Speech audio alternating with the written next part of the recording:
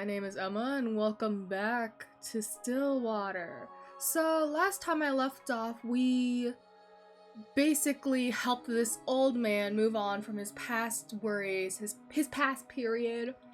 You know, stopped him from jumping into the lake and drowning himself under the influence of an evil deity. Now though, what we will be doing is, because there's 4 endings and 1 ending epilogue. I'm assuming that after you get the 4 endings, or maybe something similar, then you will get the ending epilogue. And I want to see the ending epilogue, because I just want to know how things might have gone after this. Because last time I said that I would like to see a sequel, but that's because I didn't see a lot, but it might help if I saw the epilogue. So there's that. And so what I'm gonna do on this turn, this is like while we're searching, I think his name was Hugo's room, who is the grandpa. We will be leaving the locket, and that will not be able to save us when we get to the actual drowning part. Okay, I think it's best to put it back now. Hugo hears a distant and faint cry call out to him, pleading him to take the locket with him. Louis? Hugo's about to put everything back into the chest when he feels a sensation up his leg. What? Right? Okay, I think I've already seen this. Those are the feet. Window. Out. Okay. And then Henry goes. I have it so basically it skips. I think this is also already like pre-done. When you skip, it'll just skip until the text that you haven't seen comes up. So I've had enough. Louis is waiting for me. He's waiting for me to come home. Before Hugo can reach out for Henry's hand, he disappears into the water. Mr. Mortimer! Without hearing the anguished cries and desperate pleas, Hugo dives in after him, into the abyss. Oh no, the abyss! Oh no, not the water. I can't swim. Plunging into icy waters, Hugo feels shock running rampant through his body. Oh yeah, Hugo is not the grandpa. Well, names are names, you know. I'm just not good with them. Fiercely and unyielding, his chest tightens and his heart rates. Water fills into his lungs as his vision starts to blur. The cold numbness spreads.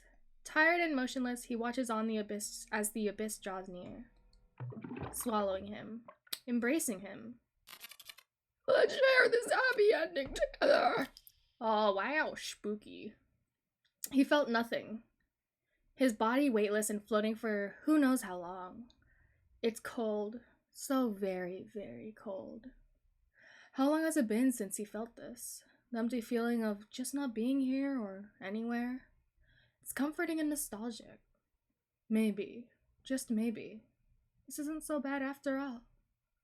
I think this is for the best. Oh no, it's far, far from over, Hugo. Huh? After all, you said so yourself. Seeing the things you do come with a price, right? And oh, what a hefty price has been paid for your stupid little blunder. What if I just say no? So get up, Hugo. We are far from a happy ending. You're not. You still saved me? Hugo's eyes shot up right after, blah blah blah, his vision distorted and a blur. As he tries to focus on Noah's voice, a violent tide bursts within him as he coughs out the remaining water in his lungs. He can feel Noah's hand rub against his back. I can't skip this part? Okay. Anchoring him and checking to see if he's alright. I thought I already saw this. But deep down, there's something far more concerning to worry about at this moment. Where's Mr. Mortimer? Just right. I'm sorry, Hugo. I tried going back into the water after I fetched you, but the paramedics stopped me. They told me it was too cold and too dangerous to head back in. No, it can't be. I'm so sorry, Hugo. No, please, God, no. He couldn't hear the rest of it. His body trembles as his hands clasp tightly together in a fervent prayer, wishing for a miracle to happen before them. To have Mr. Mortimer return to them finally safe from harm. You know, he'll just walk out of the water, old again, or still young. But for this silent wish, this small and glaringly impossible wish, no one would answer. There was no kindness in the sunrise. Only the gut-wrenching wails of a woman by the shore, pleading to any god who can save her grandfather. But no matter how many would try to search through the water, they wouldn't be able to find him because he got eaten by the big old green dude. For there was no one left to save anymore. Just a washed-up, forgotten tale of a man and his mermaid. As Hugo tries to stifle his cry and soothe the lump lodged deeply in his throat, he hears it. A laugh. A cruel and heartless laugh echoes from across the lake, mocking him, cursing him. A harrowing and merciless victory for this curse. A curse. It was a curse after all. Bad ending Mermaid's Tale. So, check the break room. How many endings do we have? We have two. Left the locket, saved Henry. There's a lot of achievements, actually. Anyways, let me check. There is a part where I think I have an option in the water. I can't quite remember. But let me take the locket. I stand corrected. There's nothing. There's nothing. It was very straightforward from there. I am pretty sure there is an achievement, though. If I go... Not achievement, maybe an ending. Maybe they're... I think they're both the same, though. I think there's something I can do at the start. If I just reject the question, right? If I just reject the whole case, that's probably another ending in itself. So that would be the third ending, mayhaps? Mayhaps? Reject the case. Hugo cast his face downward to stare directly at the ground in front of him, unable to look at Nina. The burden, the solitude, the madness. Hugo knows all of it too intimately. He suffers the same conflicts that weigh heavily on her mind. And yet, in spite of this, it is too much for him. Like walking along a tightrope with the ground void and unclear, vast and empty and dark. So very, very dark. No, I can still do it. We can still do this. Before he can respond, a distant voice, so charming, so terribly commanding, finds him at the spot. It's already too late for them, you know? No, not here. Not the hallucinations. Not again. A dull but yet distant, pulsating sound, so rhythmic in this tune, starting its maddening melody. From the top of his crown down to the base of his skull, he feels it, all present and daunting. Just let go. Let me help you. No, I can do it. If you would just let me... Snake-like arms wrap around his head so closely, squeezing ever so tightly that he can't help but try to shut his eyes from the pain. Such a kind person you are, Hugo. Hugo tries to ground himself. He tries to remind himself to breathe. A sweet and beloved friend. To remember there are other people that care for him. Like, Noah. Probably. Like my dog, Colby! The joy and warmth of their company. I wish you could have done the same for me. Ghosty. To remember that he is here and present and that he is useless. Hugo, hey, what's wrong? Tugging at Hugo's coat, Noah tries to catch his attention, but fails as he notices something amiss. Hugo?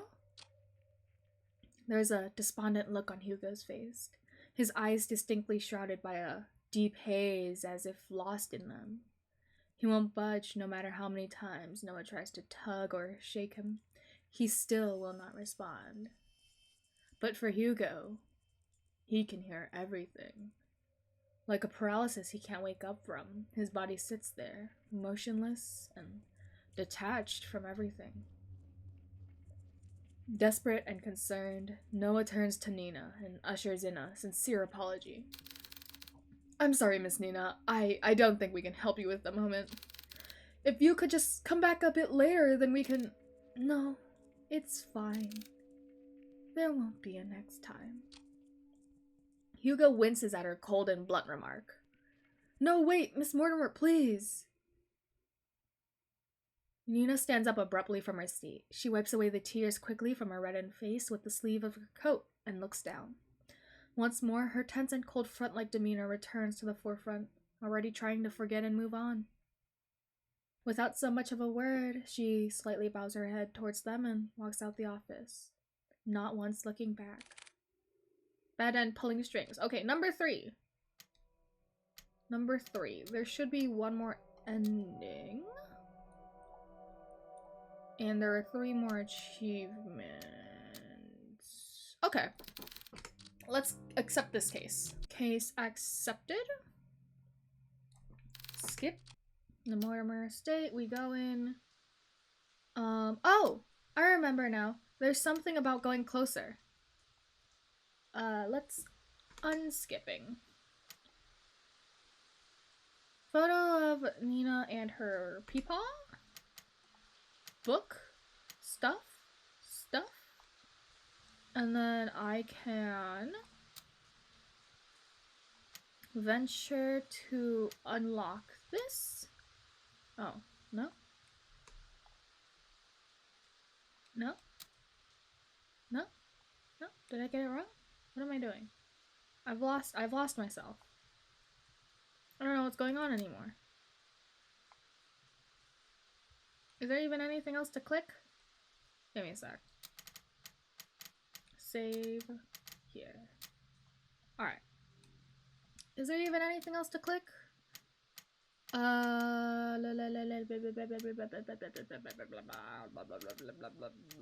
Question mark. This question mark don't do shit. What? Wait, I clicked the T, I clicked the book, I clicked the picture. Did I fuck up the game a little bit? Did I make it crash a little bit?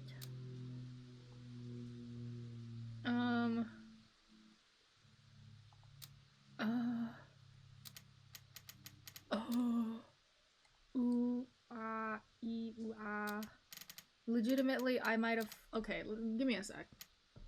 There's take the case. Okay, and then there's... Oh, there we go. Let's just load this one, if anything. The painting calls for you. First one was don't go to the painting. This time we're going to the painting. Oh, that's a good looking mermaid.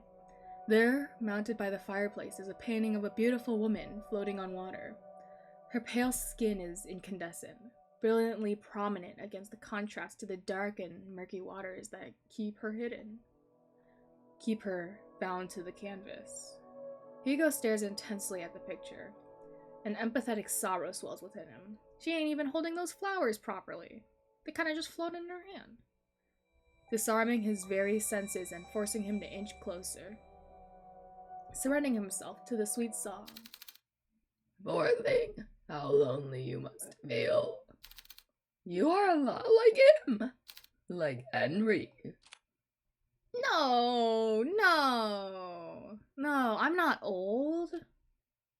I'm not old. As Hugo approaches closer and closer to the painting and his mind screaming to run, he sees it.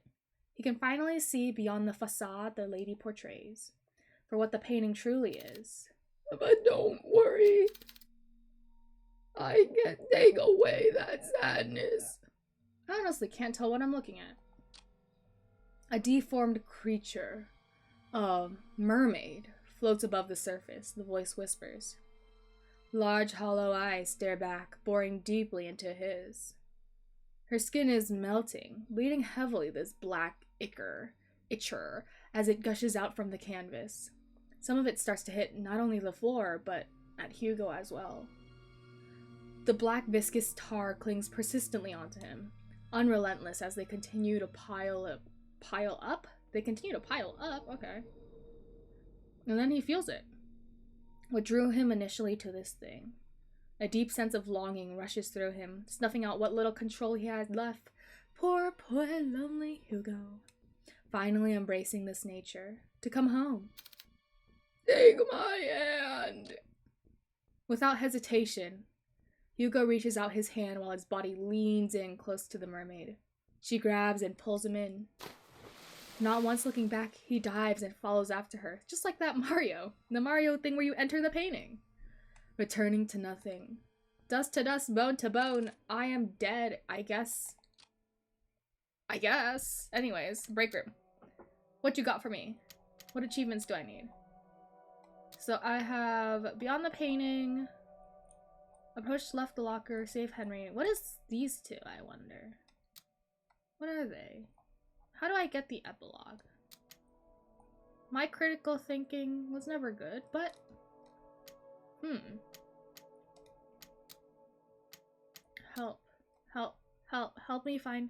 Help me find the ending. Help. Okay, let's see how it'll go if I just go straight through. Because there's supposed to be 2 more achievements, but there's only 4 endings, and I've gotten 4 endings. Okay, quick check. I think that there's actually only one other achievement I can like work towards, and then the last one is like a you got all the achievements type of achievement. So let's just follow the guide right now. Take the case. Finish this up. Wait a second. Is this not the same one as the other one? Is this not the same ending? I'm pretty sure this is the same end. This is case closed. I was right. This is case closed. So apparently there's an ending. Oh! There we go. Okay. It's already nightfall when Hugo and Colby arrive back home. Hugo, already too tuckered out from the remaining assorted mess he left behind for himself, lazily sheds off his coat and shoes, while Colby heads straight towards his bed. Making his way through unloaded boxes and cramped spaces, one by one, Hugo strips down his outside clothes and switches to a regular shirt and sweatpants he found lying around. Girl, clean your room. He plops down on the couch with his head laid back in his hands and his eyes closed as he lets out a heavy sigh, releasing all the tension left in his body. Another day done and gone, right, Colby? Besides him, he hears faintly the rhythmic, delayed breaths of his large companion, who is already falling deeper into sleep. Hee-hee, hoo-hoo, hee-hee, ha-ha. I hate doing laughs. I'm not gonna laugh ever again.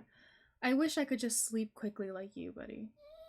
He gently pats Colby's head. Good night, Colby. Thanks for today. Hugo does one final stretch before he repositions himself to lie down on the couch, tugging at the blanket by his feet and wrapping it around him.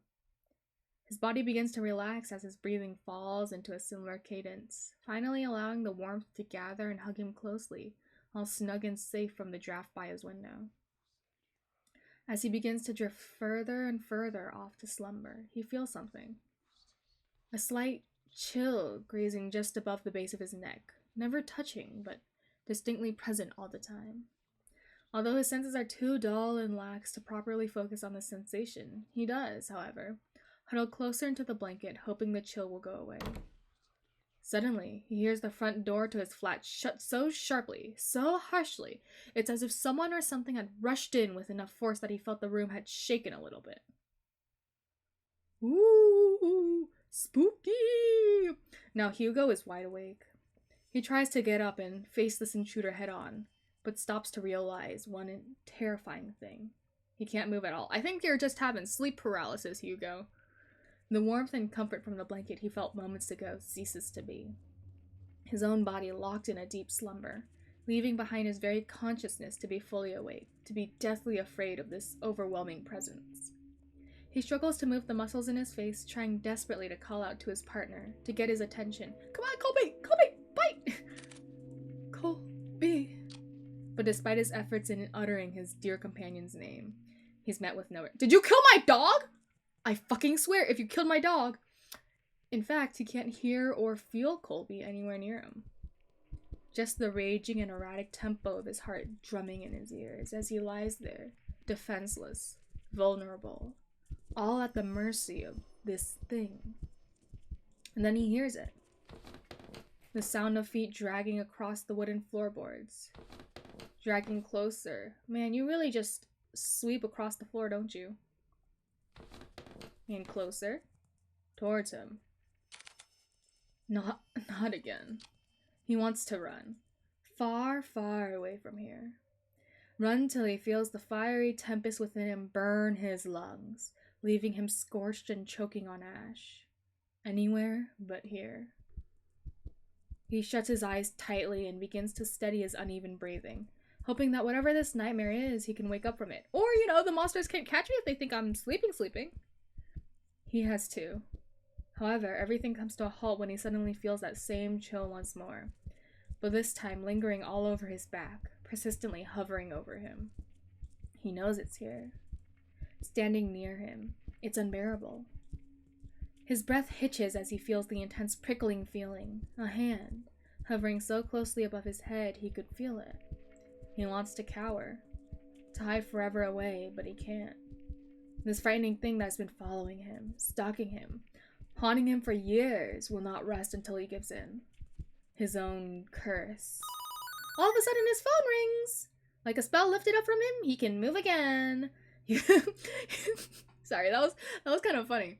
Hearing the ringtone after like this little scary moment. Hugo's eyes dart straight to the direction where the presence should be, hoping to chance a peek just to glance at the thing that haunts him. But there stood no one.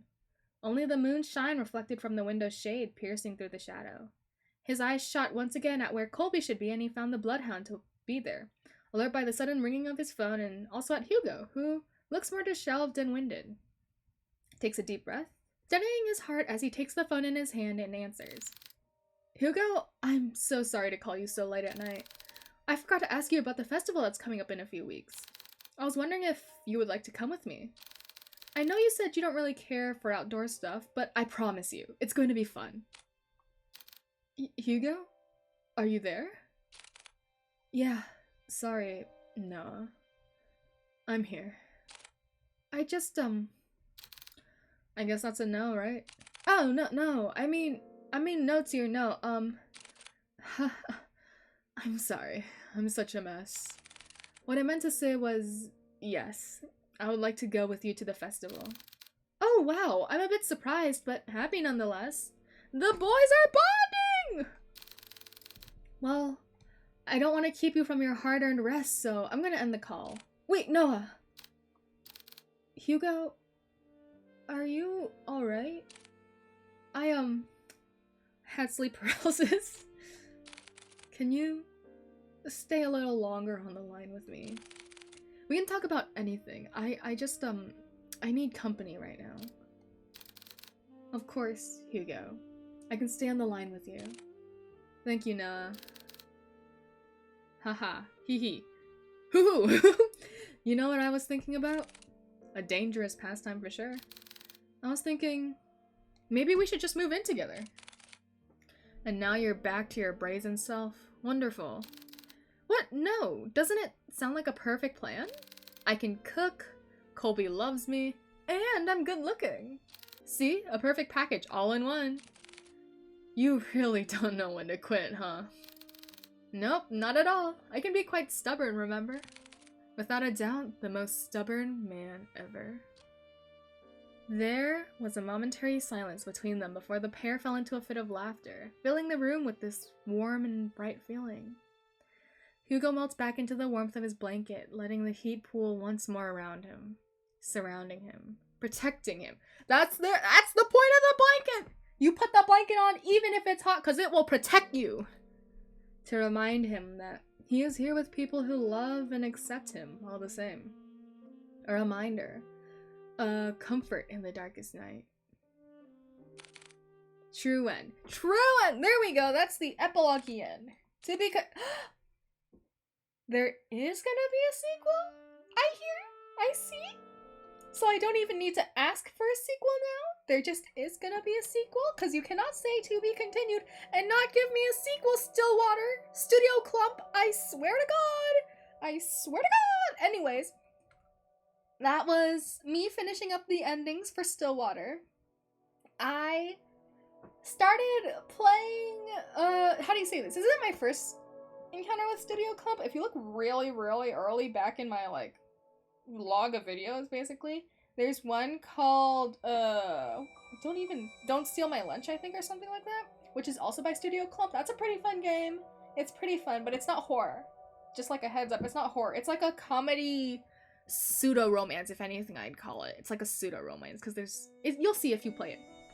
So yeah, that was Stillwater, you know. I look forward to what Studio Club comes up with next, regardless of if it's Stillwater or not, because I do like the art style a lot. It's always got this, like, really nice vibe to it that I can't quite explain as a person who doesn't do art. But there's just this comforting feeling. Even if this was a horror, like, the art itself is very comforting to me. And also, they always do tend to have this little bit of, like, they have this, like, standard visual novel, and then, to me, they, like, enhance the standard visual novel, if you know what I mean. Like, let's say I play Otome games, right? In Color X Malice, there's, like, a little bit of a shooting mechanic. It's not super tough, but it's intuitive, right? Like, you just know, oh, this is where I do it, and this will move the story along. That's kind of what Studio Clump does, which I really, really enjoy, because it adds more depth, but it also adds more entertainment in itself to the standard visual novel, where you just, like, normally would point and click this and everything would go along, click an option. Here, you have more of a searching element. They, you know, the art in itself, the art direction of this was very, very... I'm bad with horror, but it was enough for me to handle, even though some of them were a little bit eerie, and for, like, in the method of them making that little shadow dude move forward, like you were just making him larger as he comes up, and he squeaked across the floor. I didn't like that. But there's also, like, parts in, you know, Don't Steal My Lunch or something, where it's like, oh, you're crafting an email, and you can pick which ones you, like, put in. So that's what I really do like about, like, you know, the people making this game. You know.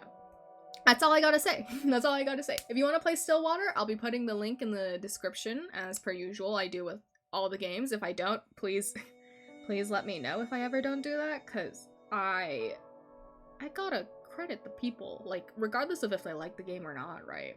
Like, not have to, but, like, I want to at least make sure that it's known that, like, oh, this is where you can find the game, so you don't have to go on a Google search and, like, take a little bit longer to find the game. Anyways, that's all for me today, and I'll see you all next time. Bye bye!